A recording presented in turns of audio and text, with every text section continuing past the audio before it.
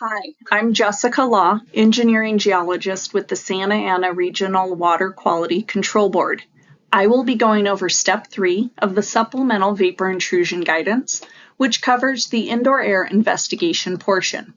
The image on the left is just a snapshot of the flow chart that is at the beginning of the supplemental guidance that covers those key points within Step 3. It is a great quick reference guide for the various steps within Step 3, Indoor Air Investigation. To start off, I just want to briefly cover the changes that were made to Step 3 in regards to the public comments that were received during the public comment period on the draft guidance. There were two generalized public comments received. The first one was conducting sampling with the ventilation system off can be uncomfortable or unsafe. And the revision that was made to the supplemental vapor intrusion guidance was it was revised to indicate that sampling under this condition should only be conducted when safe and feasible, and other alternatives are mentioned in the supplemental guidance.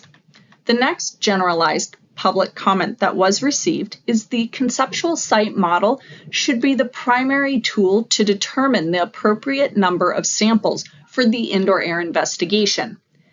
There was no change to the supplemental guidance because the text already indicates that the results of the building survey should be used to design the number and location of samples for the indoor air investigation. Now I want to move on to the various steps within the supplemental guidance for Step 3. The first step, Step 3A, is public participation. Public participation should be considered early and often throughout the project lifecycle, and this step is just highlighting public participation from an indoor air sampling point. The primary objective here is to create open communication to clearly explain what to expect and to address concerns. This can improve credibility. It will help reduce delays and receive broader public support, which should lead to a cooperative working relationship with stakeholders. It is important to acknowledge, evaluate, and address concerns throughout the investigation, evaluation, and if necessary, mitigation process. It's important to be flexible with owners and occupants when looking for indoor air sources, placing sampling equipment, and installing subslab probes.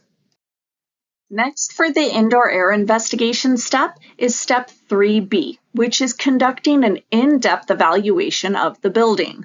To do this, you would want to use the building survey form, which can be found in Attachment 6 of the Supplemental Vapor Intrusion Guidance.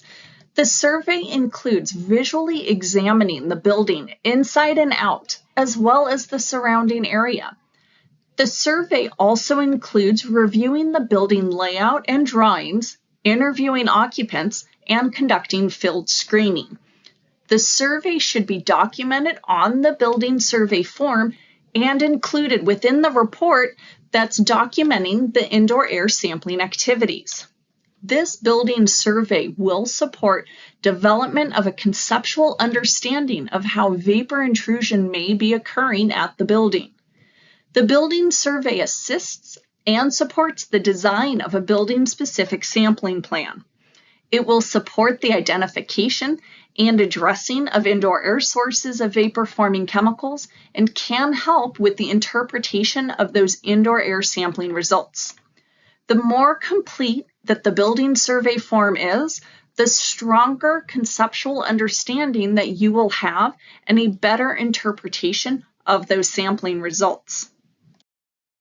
Next is Step 3C, which is evaluating the spatial distribution of contamination inside and beneath the building. First off, it is important to have those co-located indoor air and subslab sampling locations where you have the location of people, where there are slab penetrations, and in the areas of suspected highest concentrations.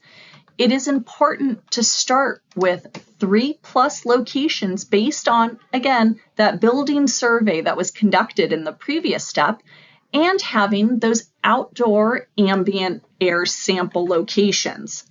Then there are additional lines of evidence, which can be your differential pressure measurements, exterior soil gas sampling, vapor conduit sampling, vapor entry point air sampling, whatever additional information that can help support this vapor intrusion evaluation. The next step is 3D, which is assessing risk using those maximum indoor air and subslab soil gas concentrations. First, we want to determine if vapor intrusion is occurring by evaluating the indoor air results with all available lines of evidence. You want to compare the subsurface concentrations to the indoor air sampling results. Does your site have any indicator chemicals detected in the subsurface and indoor air to assist in that evaluation? Evaluating the outdoor air results. Is there the presence of an indoor air source that is not found in the subsurface? What are the vapor conduit air results or the vapor entry point results? Now, if vapor intrusion is determined in the first round of sampling, the maximum measured indoor air concentration should be used for estimating risk and hazard. Now, if risk is calculated to be greater than the point of departure, that 1 times 10 to the minus 6, or the hazard index is greater than 1, you want to manage the exposure. Risk management is discussed more in step 4, but it is important if vapor intrusion is identified to go ahead and manage that exposure. Now, if the estimated risk is less than the point of departure, being that 1 times 10 to the minus 6, and the hazard index is less than 1, then you want to repeat the indoor air sampling event in different seasons, making sure there are 2+ indoor air sampling events, including the HVAC on and off scenarios conducted when feasible, to confirm the building is a low priority building for current vapor intrusion. If there are multiple contaminants of concern, it is important to assess that cumulative risk as well. Even if the indoor air concentrations are low, estimating potential future risk using the subsurface data is important because changes to the site or building conditions over time may increase vapor intrusion and the indoor air concentrations. Next, I want to cover step 3E, which is evaluating temporal variability. This step is just repeating step 3C, but the goal of step 3E is to understand the variability of indoor air concentrations over different seasons, meteorological, and ventilation conditions. To help demonstrate the wide range in temporal variability in indoor air, this graph that was also shown earlier in this training in the vapor intrusion basics section shows the TCE concentrations from roughly 8,000 samples that were collected at the Sun Devil Manor residence. And these samples were collected over a 2.5+ year period under natural conditions. The data shows significant concentration variations between seasons, but also in a single day. Additionally, there was much greater concentration variations during the winter months versus those observed during the spring months. Now, we have stated it is important to evaluate HVAC on and off conditions, but as noted, the HVAC off sampling should only be conducted when it is safe and feasible to do so.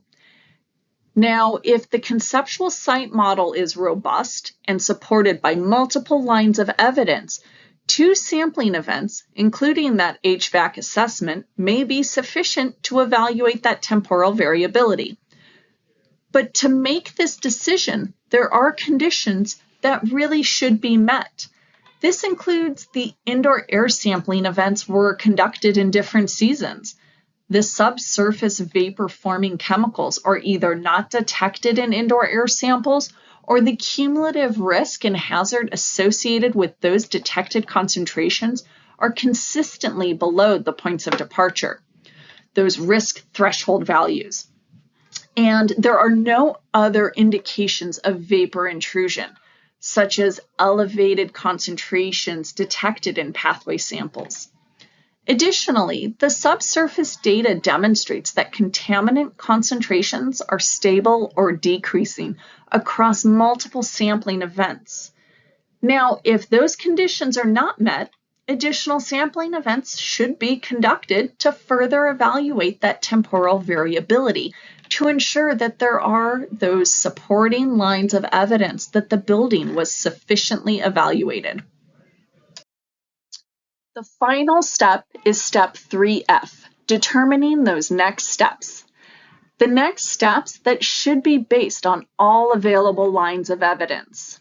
When you are looking at your current vapor intrusion risk, you want to estimate risk and hazard using those indoor air concentrations. Now, this is that final step, and you have collected, your multiple indoor air samples. They have been collected in different seasons. You have had HVAC on and off sampling scenarios. And if your risk is less than 1 × 10⁻⁶, and your hazard index is less than 1, the building would be considered a low vapor intrusion priority building, and you would want to reevaluate it in the future if conditions change. And those conditions and that kind of scenario of changing conditions is discussed further in step 4B.1. Now, if your risk is greater than 10⁻⁶ or your hazard index is greater than 1, you want to manage those exposures, and managing the exposure is discussed in further detail in step 4, and that is going to be talked on next. Now, another scenario would be that future building, the one that doesn't exist or is going to be demoed and rebuilt, and for those future occupants. Now, in that case, you want to evaluate your subsurface lines of evidence to determine that potential vapor intrusion risk. So in that scenario, again, if your risk from the subsurface samples are less than 1 × 10⁻⁶, and your hazard index is less than 1, it would be considered a low future vapor intrusion priority building. Again, that is after a couple of sampling events. You don't want to make that determination based on one sampling event. If risk is greater than 1 × 10⁻⁶, or your hazard index is greater than 1, you are going to want to look to manage that exposure. And what and how to manage that exposure, that again is step 4 and is discussed further and will look different for each site given those site-specific considerations. And that concludes step 3.